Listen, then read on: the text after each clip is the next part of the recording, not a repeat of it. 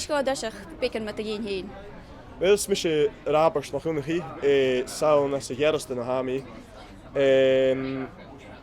Agus hami na má nach cóiltha glas chuin is agus ha ddíach ag go fód san sein le cóisiir an bliana seo, chaúmi sein na múna bliana seo ide. Agus cumar a bhd a bhí cortaúgus go ice seo.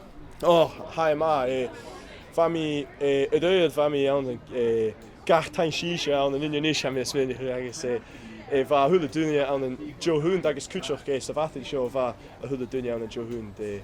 Déthe calmach a cíal chu luúte.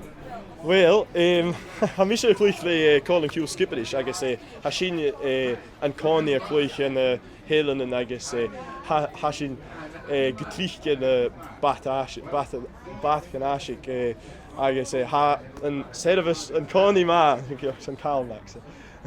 Bí thuda duine gra go bhfuil bí scríbh bloggus an calmach, me dhéon an mód an an Gaelic agus ha sin chu túiste nach chéal.